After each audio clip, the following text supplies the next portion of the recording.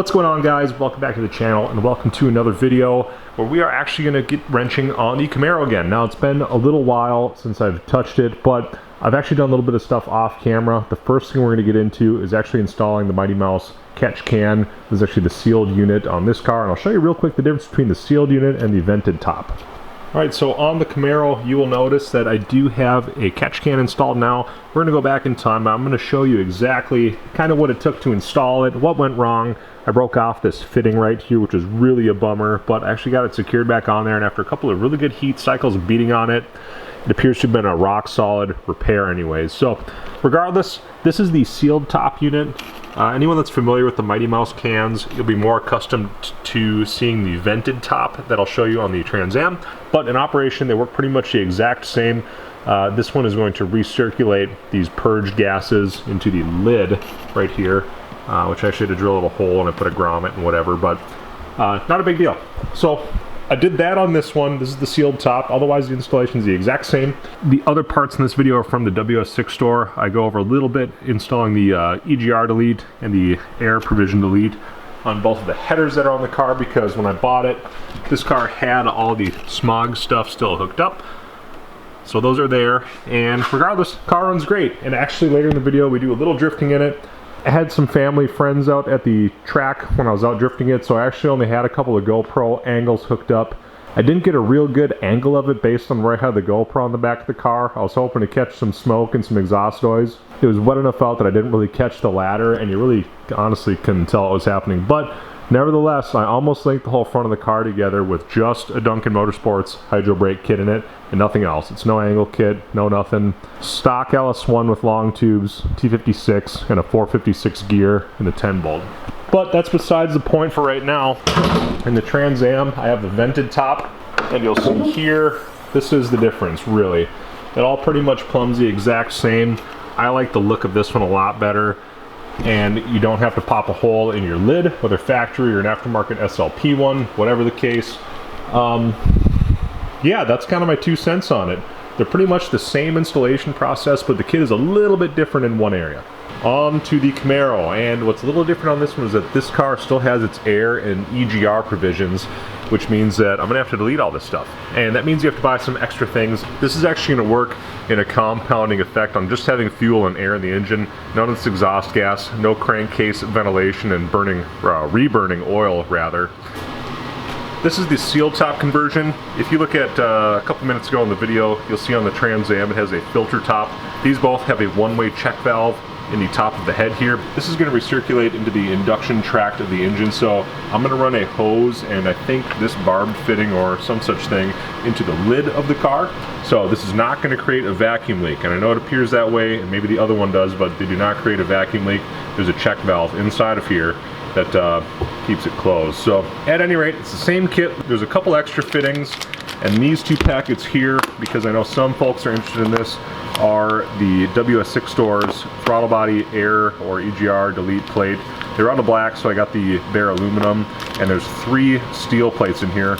One's a little larger, and that's going to go down to, I believe, the catalyst on the bottom of the car, and the other 2 are for the long tube headers because they were installed with air provisions. So at any rate, I'm going to start disassembly. What I'm going to do is probably take everything apart in one shot. I'll add the delete plates, and then I'll begin the installation of the Mighty Mouse oil air separator kit. So without further ado, let's hop to a time lapse and get cranking on the Camaro, because that is the next step towards making this thing a sweet little drift car.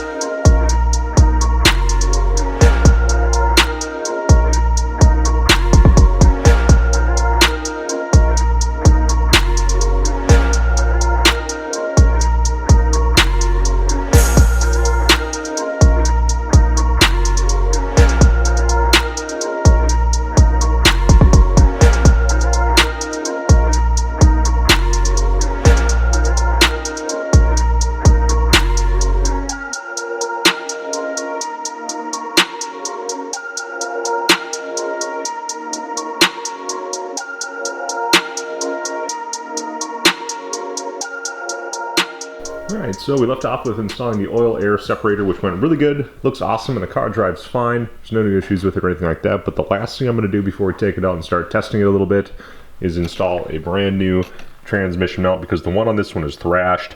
I just picked this up at the parts store while I was picking up the other parts that I had. It's a Duralast 2268 transmission mount, and it's going to be much better than what's in there. You probably wonder whether or not to put in a polyurethane one. This car has a polyurethane transmission mount on the tail shaft. This one will not. I put one in the 3rd generation Camaro that I had, and I found out firsthand that sometimes they do introduce driveline vibration. So I'm going to keep this one dampened a little bit for now. If I end up thrashing, I'll put a polyurethane one in there so it can last a little bit longer. But I'm going to get the car up in the air, swap out the old thrashed one, and I guess we'll go for a ride after that. Alright, so I actually got a little sidetracked and I realized that I hadn't really serviced anything in the back of the Camaro yet. This has these spherical or Heim joints on the back, on the lower control arms and the panhard bar. They were a little bit dirty and they haven't been serviced in a long time, and what I felt like might be a good way to do this is some sort of lubricant that will A, protect the metal, and B, not be collecting dirt and things like that. So I wiped them down really good after, but I used some of my AMSOIL metal protector on this fitting, on both of the rear fittings, and I actually greased the forward ones, which are polyurethane bushings. So got those all greased up, and I greased the rear passenger side polyurethane panhard bar bushing. The rear end has been leaking a little bit at the pinion seal, which is not untypical for an F-body that's got a 10 bolt in it. So I'm going to drop it down and try and get it level with the ground and top it off, because I don't know how low it is. Ultimately, I really should service the rear end, but for now I'm just going to top it off, and we're going to be running that sucker on dialysis. So I'll get that done, and we'll move to the front of the car, where it's going to be much easier to access the transmission crossmember. So I'll finish up back here, and we'll check in with you guys with the front in the air. Alright, let's see what's behind door number 1. I did crack the top loose already, so no worries about filling it when we're done. It appears to be leaking out of this drain plug anyways, too, a little bit, so not too bad. It's actually fairly clear, to be honest. Figure, might as well just do a full service too. It's only a couple of quarts. So let's make sure we're off and running here as good as we possibly can. Clean up the cover while we're done. And I'll also clean up the cover while we're in here. But having a fill plug on an aftermarket cover like this is it's awesome. Alright, so I got the cleaning under here, and look at all that black stuff. Alright, the cover's coming out pretty good just with a brass brush, because I don't want to mark up that aluminum cover, but it's actually plugging up pretty bad, and I wanted to show you guys the most amount of caked on crud I've probably ever seen on a rear end. Alright, now check out this spot. It is legitimately like a ½ inch of stuff caked on from years of leaking. I mean, look at that. It's unbelievable.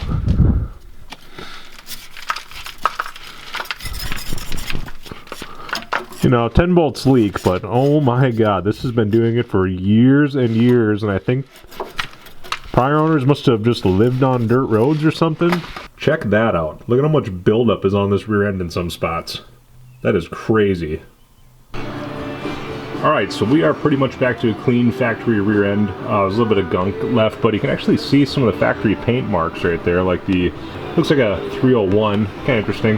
Anyways, the diff cover is actually really clean now and totally serviceable, and I have serviced it. I ended up running out of 75-90 diff fluid, but I had a couple of leftover Valvoline bags and some old mysterious parts store stuff, and I finished this thing off like a bar mat at the end of the night. It's a pretty sad situation there, but I got her filled up, and you know what? I'm betting it's going to be fine.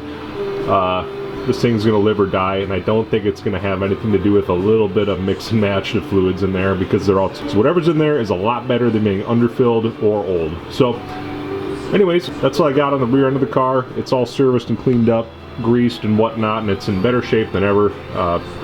Not a lot to look at, but it's in better shape. So I'm going to clean up back here a little bit. There's a little bit of a murder show and some more dirt that I knocked loose. It's probably a pound or two of grease and dirt that I actually knocked off of this car. So kind of crazy it was caked up that much, but this thing really needs to be gone through. If it survives the season, I'll probably just go through the 10 bolt and see if it can't make it last for a couple years. But I'm going to get the car down and start working up on the transmission mount.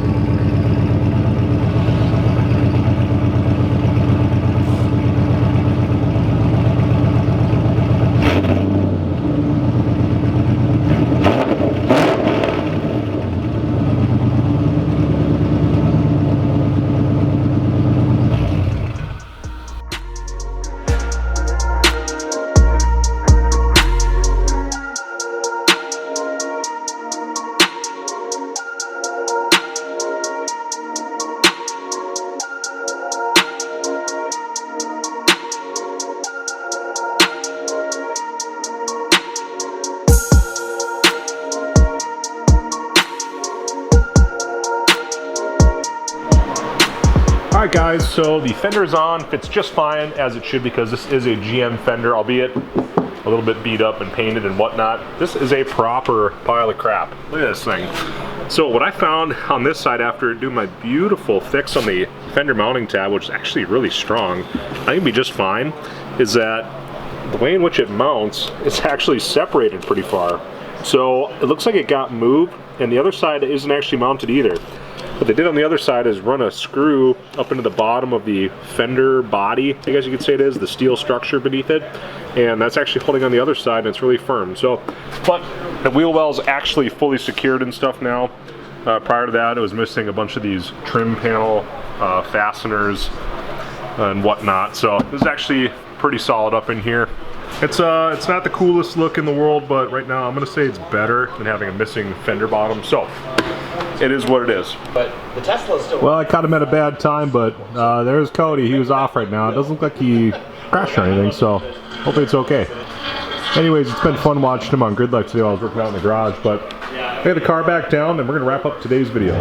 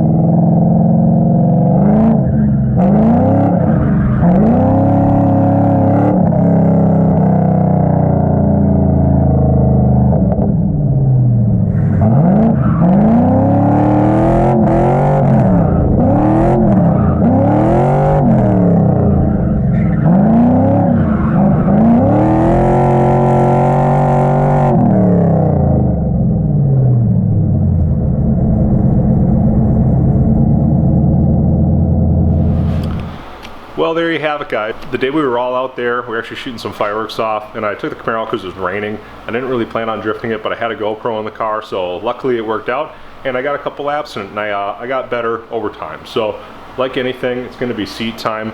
There is such a huge learning curve with these things, or any car drifting. I've driven my buddy's 240 out there that's got a pro-charged LS motor, and it's completely built for drifting. He makes it look super easy. I'm too scared to link this whole track together because you got to be going fast and you got to commit and know what you're doing. So anyways, that's the update on the Camaro for now. The next video is going to be on the track, but I've got to find some time and motivation, honestly, to continue working on this and putzing away with the Trans Am. It seems like time is the shortest thing that I have in stock right now. But anyways, this is going to be the official track logo. My sister designed this and everything, which I'm really happy to be able to say. So it's everyone in my family's been pretty involved with the place, but the design in particular of what is going to be the logo was done by my sister. So if you want to check her out and have any design work done, find her on Facebook under Art by Tori, and she can make you something pretty cool pretty quick. She also did the t-shirt design, the original one. So maybe by the time, I believe by the time you're seeing this, I'll have that design t-shirt on the store as well as some stickers and stuff available. A lot of you guys have been asking about stickers, and I have been listening, so I'm gonna get my butt in gear and try and get things online on the storefront that you guys are asking for. That's about all I got for today's video. Appreciate you guys watching. If you want to help support the track or the Camaro build, you can check out the storefront and pick up a t-shirt or something like that. But other than that, that's all I've got for today's video, and we'll see you guys in the next one.